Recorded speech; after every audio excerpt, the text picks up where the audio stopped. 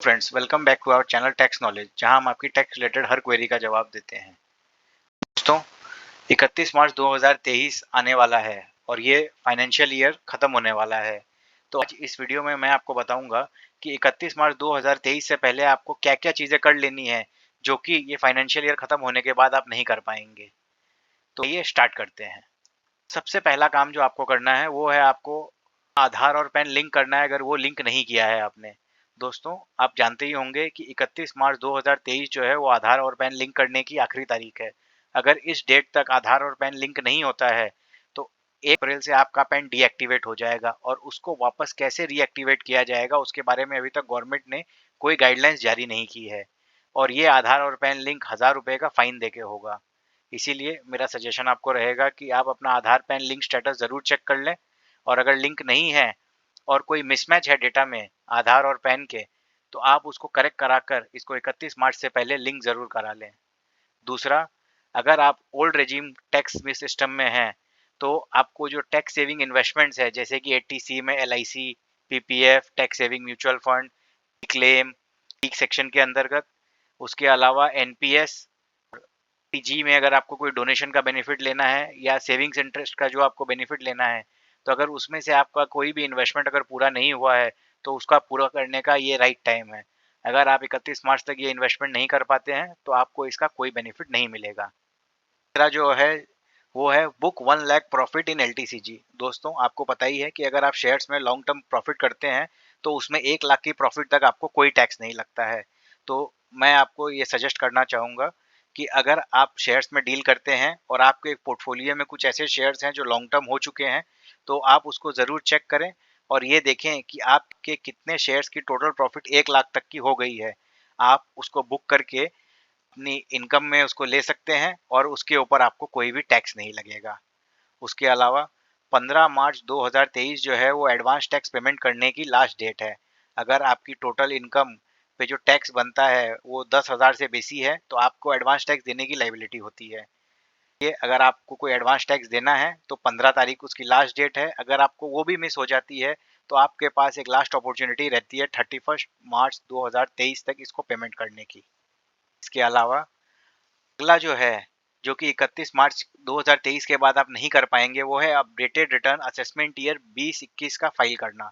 अगर आपने 2021 assessment year का रिटर्न अभी तक फाइल नहीं किया है तो ये आपके पास एक लास्ट अपॉर्चुनिटी है 50% पेनल्टी देके और रिटर्न लेट फाइलिंग की जो फीस है उसको पेमेंट करके रिटर्न फाइल करना। अगर आपने कोई ट्रांजैक्शंस किए हैं या आपकी इनकम है और आप रिटर्न लगाना भूल गए हैं तो असेसमेंट ईयर 2021 के लिए आपके पास लास्ट अपॉर्चुनिटी है रिटर्न फाइल करने की। के अलावा अगर आप जीएसटी रजिस्टर्ड पर्सन हैं और आपकी टर्नओवर ज़्यादा नहीं है और आप कंपोजिट स्कीम ऑप्ट करना चाहते हैं, तो आपको अगले फाइनेंशियल ईयर के लिए अगर कंपोजिट स्कीम ऑप्ट करना है तो आपको 31 मार्च 2023 से पहले ये चीज़ आइडेंटिफाई करनी होगी और साइट पे सिलेक्ट करना होगा।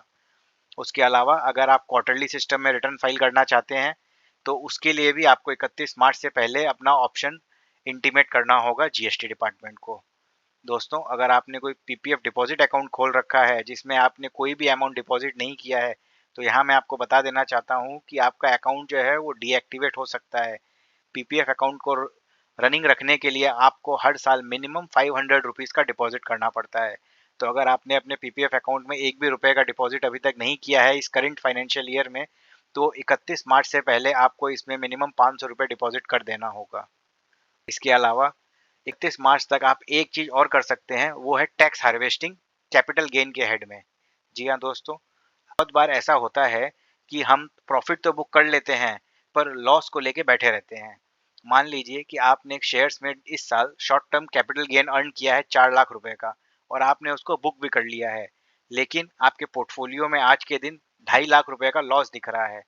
इसका मतलब कि आपने जो रुपया कमाया उसको जो री इन्वेस्ट किया उसके बाद भी आज आपके पोर्टफोलियो में 2.5 लाख का लॉस दिख रहा है। तो आप यहाँ पर क्या कर सकते हैं कि आपको जिन शेयरों में लॉस दिख रहा है आप वो लॉस बुक करके उन शेयरों को वापस बाई कर लें। इससे होगा क्या कि आपने जो ड्यूरिंग द ईयर प्रॉफिट कमाया है वो उस लॉस में एडजस्ट हो जाएगा और आपको टैक्स कम लगेगा। इसको हम कहते हैं टैक्स हार्वेस्टिंग। दोस्तों, 31 मार्च 2023 जो है वो बुक्स ऑफ अकाउंट्स क्लोज करने का लास्ट डेट है। अगर आप कोई बिजनेस रन कर रहे हैं तो आपका फाइनेंशियल ईयर जो है वो 31 मार्च को कंप्लीट हो जाएगा और आपको अपनी बुक्स की क्लोज करना होगा, यानी कि आपको अपने पूरे साल के ट्रांजैक्शंस पे जो प्रॉफिट लॉस हो रहा है उसके आपको डिक्लेयर करना होगा। तो यहाँ पर आपको ध्यान रखना है कि अगर आपका कोई खर्चा बुक होना पेंडिंग रह गया है या कोई सेल्स डिक्लेयर करनी बाकी रह गई है तो आपको वो मार्च के अंदर क्लोज कर लेना होगा। इसके अलावा अगर आपको कोई खर्चे हैं ऐसे हैं जिसके बारे में आपने ऑलरेडी एक्सपेंस कर दिया है पर उसके बिल नहीं आई है, तो वो बिल्स भी आपको लेके बुक करने होंगे। दोस्तों, आपने हमारे चैनल में एक वीडियो ज़रूर देखा होगा जहां पर हमने बताया था कि बैंक्स किस टाइप के ट्रांजैक्शंस इनकम टैक्स डिपार्टमेंट को रिपोर्ट करती है, जैसे कि सेविंग्स बैंक अकाउंट में कैश डिपॉजिट करना, करंट अकाउंट में कैश डिपॉजिट करना, एक सर्टेन लिमिट से ज़्यादा एफडी बनाना। तो दोस्तों, यहाँ मैं आपको बताना चाहता हूँ कि ये जो रिपोर्टिंग है ये फाइनेंशियल ईयर बेस्ड है। क्योंकि 31 मार्च आ रही है तो आपको ये चीज़ चेक कर लेना होगा कि आपके कोई भी ट्रांजैक्शन इस लिमिट को क्रॉस नहीं कर रहे हों। और अगर आप कोई ऐसा ट्रांजैक्शन प्लान कर रहे हैं जिससे कि ये लिमिट क्रॉस हो जाएगी, तो मैं आपको सजेस्ट करूंगा कि ये आप ना करें ताकि ये ट्रांजैक्शन रिपोर्ट ना हो। अगर मैं इसको एक एग्जांपल के थ्रू आपको बताऊं, तो जैसे कि सेविंग्स बैंक अकाउंट में अगर आप पूरे साल में 10 लाख से बेसी का अगर कैश डिपॉजिट करते हैं, तो वो बैंक इनकम टैक्स डिपार्टमेंट को रिपोर्ट कर देती है।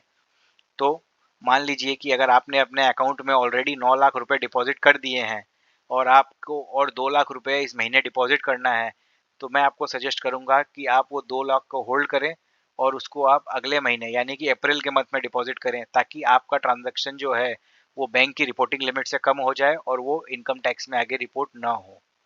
उसी तरह अगर आपने मान लीजिए 7 लाख की एफडी कर ली है और आप और 5 लाख की एफडी करना चाहते हैं, तो और इनकम टैक्स के हिसाब से अगर कोई व्यक्ति 10 लाख से ऊपर की एफडी अपने अकाउंट में करता है 1 साल में, तो उसको बैंक को रिपोर्ट करना पड़ता है। तो अगर आप ये एफडी को अगर होल्ड कर सकते हैं तो इसको होल्ड करके अप्रैल में करें, ताकि आपको ये ट्रांजैक्शन भी इनकम टैक्स में रिपोर्ट ना हो।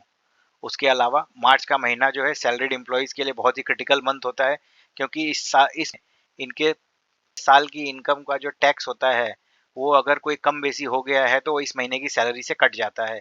तो यहाँ आपको ध्यान रखना होगा कि अगर आपकी कोई ऐसी डिडक्शन है, जैसे कि हाउस रेंट की है या एटीसी की है, एनपीएस की है या आपके कोई हाउसिंग लोन की प्रिंसिपल को लेके है, फिर मेडिक्लेम को लेके, जो कि आपने अपने एम्प्लॉयर को अभी तक डिक्लेयर नहीं की है, तो ये राइट टाइम है उसको डिक्लेयर कर देने का, ताकि आपके सैलरी पे जो है करेक्ट टीडीएस डिडक्ट हो और कोई ज़्यादा टैक्स नहीं कट जाए।